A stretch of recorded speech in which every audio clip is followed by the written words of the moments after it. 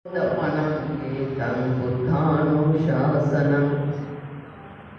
किसी जो भी पाप कर्म है उनका न करना, पुण्य का संचय करना, अपने मन में प्रज्ञा निर्मलता जगाना, ये तथागत भगवान बुद्ध ने इस गाथा में बताया है। जो आज का विषय अजातशत्रु देवदत्त गाथा। सभी जानते हैं कि मैत्री से बिना कुछ नहीं चलता है। मैत्री होनी चाहिए और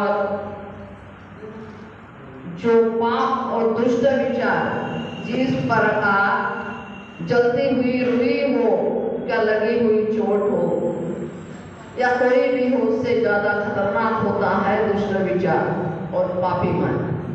इसीलिए भगवान बुद्ध ने इस गाथा को बताया है किसी भी पाप कर्मों का न करना। तो देवदत्त भी था, बहुत अत्याचार किए थे, दूसरा संघ भी स्थापित किया, पर तथागत भगवान बुद्ध का सत्य था। षड्यंत्र होते रहते हैं, बहुत सारे अत्याचारी, हर व्यक्ति का आप भी देखते हैं भारत देश के अंदर बुद्ध के ऊपर कितने षड्यंत्र हुए। वहां तक कि बुद्ध की चले जाने के बाद उनकी जो मूर्तियां स्थापित थी उनकी भी गर्दनें काटने, कभी हाथ तोड़े। कितना बड़ा उनका जो दुष्ट विचार और द्वेष, यहाँ तक आज भी बहुत बेचारे अपने सत्य के राह पे चलते हुए बुद्ध की व्यवस्था, जंगल में गए, कहीं पहाड़ों में गए, वहां जाकर उन्होंने अपनी विरासत को रखा। तब कहीं डॉक्टर बाबा साहब आम्बेडकर के माध्यम से आपको बुद्ध धर्म मिला। अगर बाबा साहब विजयादशमी के दिन दीक्षा नहीं लेते तो ये विरासत आपकी अपनी वापस नहीं आती। पर यहाँ पे भी षड्यंत्र चल रहा है, दुष्ट बना यहाँ पे भी चल रहा है। डॉक्टर बाबा साहब आम्बेडकर ने जब दीक्षा ली थी वो विजयादशमी का दिन था, अशोक विजयादशमी। यहाँ महाराष्ट्र गवर्नमेंट आजकल 14 अक्टूबर को छुट्टी देते हैं, कारण कि इनका विजयादशमी हम दशहरा मनाते रहे, रावण फूकते रहे और ये 14 अक्टूबर में भूखे पड़े रहे। बड़े जागरूक होने की जरूरत है। गवर्नमेंट पूरे महाराष्ट्र भर में सरकारी छुट्टी होती है। क्यों भाई छुट्टी दे रहे हैं? क्योंकि ये चाहते हैं कि ये अपने झुनझुना लेकर बजाते रहेंगे और हम ढोल पीटते रहेंगे विजयादशमी में रावण और राम के युद्ध का। तो ये आप लोगों को इसमें भी जागरूक होना है, क्योंकि दुष्ट ऐसे देवदत्त पहले भी थे, आज भी देवदत्तों की कोई कमी नहीं है। हम तथागत भगवान बुद्ध के सम्यक मार्ग में चलते, हम तथागत भगवान बुद्ध का ये समता का रास्ता, ये समता बुद्ध विहार है। भगवान बुद्ध के समता के मार्ग पे चलने वाले लोग यहाँ आते हैं, हमें सम्यक दृष्टि भी होनी चाहिए। जब तक सम्यक दृष्टि नहीं रहेगी हम अपना कार्य नहीं करेंगे। वो हमारा विरोधी क्यों न होता, हमारा शत्रु क्यों, जो अपने दरवाजे में आता वो हम सम्मान करना चाहिए। जब तक हम विरोधी का सम्मान नहीं करेंगे, विरोधी परास्त नहीं होंगे। उसको एहसास दिलाना, ये नहीं कि उसने ऐसा किया चल हम नहीं बुलाते, बहुत जगह ऐसा होता, पर नहीं। मैत्री बहुत बड़ी चीज है, मैत्री से सारा हम जीत जाते हैं। तो चाहे वो डाकू अंगुली मारी थे, चाहे वो अपने अजातशत्रु थे, उसने बाप के साथ कुछ षड्यंत्र किया, फिर पश्चाताप हुआ और भगवान बुद्ध ने कहा कि पश्चाताप तुम्हारे कर्मों से मुक्ति का रास्ता है।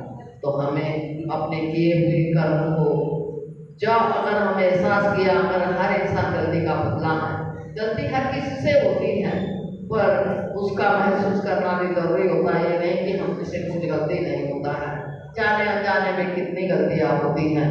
तो कोई भी सुप्रीम नहीं है, कोई भी सुपर नहीं है, सब में कमियां होती हैं। जैसे पर हम इतराते रहते हैं, जैसे कि एक पेड़ था, उसमें सुंदर गुलाब का फूल था और वहां अवगढ़ पत्थर पड़ा था। तो पत्थर को देखकर फूल इतराता और कहता, अरे ये भी क्या जीवन है, ना गंध है, ना सुगंध है, ना रंग है, ढंग है। अकस्मात एक मूर्तिकार आता और उसकी मूर्ति बनाकर स्थापित करना और सुंदर मंदिर, और उसी फूल को तोड़कर उसके चरणों में अर्पित करना। तो वही मुक्ति मुस्कुरा कर कहती, अरे ये भी क्या जीवन है। जब दूसरे को देखकर तुम मुँह फेरते थे, आज तुम्हारी ये दशा। और उसके अहंकार की जो पंखुड़ियां बिखर गई। तो यही है, मनुष्य के जीवन में कुछ साथ नहीं आता और कोई साथ जाएगा भी नहीं। 3 भाई थे और एक बाप मरते समय उनसे पूछता है कि भाई आप मेरे साथ चलोगे? सबसे बड़े को तो बोलते मैं तुम्हारे साथ नहीं चलूंगा, मैं नहीं आता। दूसरे को कहते तुम मेरे साथ चलोगे?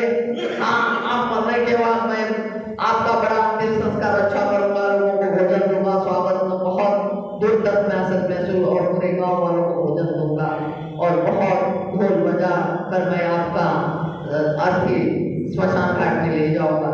तीसरे को पूछता है तो आप मेरे साथ? हाँ, मैं साथ चलूंगा, मैं साथ आता, जहां तक आप जाओगे वहां पे भी जाओगे, साथ रहूंगा। तो ये क्या है, जो आप धन दौलत कमा रहे हैं ये आपके साथ नहीं रहेंगे।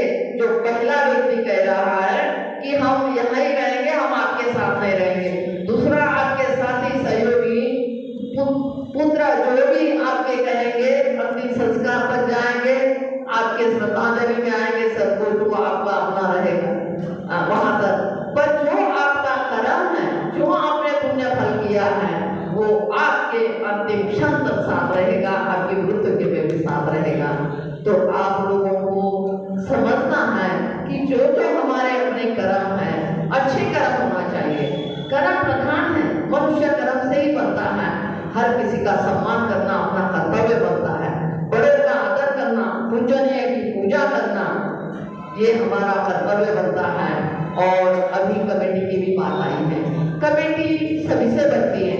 कमेटी ये जो बिल्डिंग है सबसे सहयोग से बनी है और सहयोग से बने के बाद एक कमेटी प्रमुख नहीं होती है, प्रमुख होता है उसके आने जाने वाले, उनका संरक्षण देना एक कमेटी का कर्तव्य होता है। उनकी व्यवस्था करना कमेटी का कर्तव्य होता है। और उनकी जो बॉडी होती है वो भी हमेशा दाएं बाएं देखना और उनका उचित कार्य करना, ये कमेटी का कर्तव्य। संघ क्या होता है? संघ होता है सभी के समझ से संघ। भगवान बुद्ध को जीवन दान देने मां प्रजापति गई, बोलते ये जीवन मेरे, तो संघ को दो। मैंने मेहनत से बना, बड़े परिश्रम से बना, उस संघ को दो। फिर तीसरी बार भी कहते मैंने बहुत, तो कहते संघ में मैं भी हूँ। तो यही है कमेटी का मुखिया, साधारण कार्यकर्ता, सभी लोग सम्मान के पात्र हैं। हम राष्ट्रपाल जी को बहुत धन्यवाद देते हैं। उपासक जी महान उपासक हैं, वो अध्यक्षता उनकी बहुत अच्छे से चल रही है और सभी लोग मेरे जान पहचान के हैं। उपासिका या धर्म के कार्य में आती, बिना महिला से कुछ नहीं होता।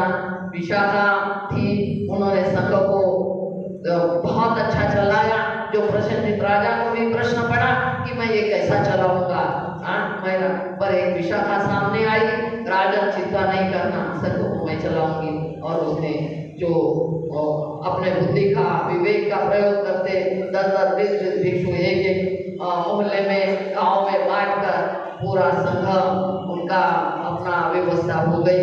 तो यही है, महिला बहुत बुद्धिमान होती है, गृहस्थी भी चलती है, महिला के अंदर करुणा भाव होता है और उसी के साथ वो अपना जीवन त्याग का जीवन है और अनजान व्यक्ति के साथ सारा जीवन देकर बुद्ध जैसे महान व्यक्ति को पैदा करती है। डॉक्टर बाबा साहब अम्बेडकर जैसे को जो चिंतक विश्व में विख्यात जैसे बुद्ध रहे, ऐसे बाबा साहब, भगवान बुद्ध ने विनय पीठक बनाया, डॉक्टर बाबा साहब अम्बेडकर ने जो संविधान बनाया, अपनी अपनी व्यवस्थाएं लाई, ऐसे महान आप लोगों के बीच में से हुए हैं। मैं भगवान बुद्ध को भी वंदन करती हूँ और मैं डॉक्टर बाबा साहब अम्बेडकर जी के लिए बेश्रद्धा संबंधित थी। यहाँ उपासिका उपासक बच्चे सबके लिए मेरा मंगल भाव। मैं अपने वाणी को यही विराम देते हुए धम्मचर्य सुचरित धम्मचारी सुखम सेति अस्मि लोके परहित न तावता धम्मधरो यावता बहुभाषति योचा उपमे सुखानंद गायन बसति। जो धम्म का शुद्ध आचरण करता है, जो सत्संग के रास्ते में चलता है वो अपना सिर दुष्चरित नहीं होने देता, वो हमेशा शुभ रहता है। नमो बुद्धाय, जय हिंद, जय भारत।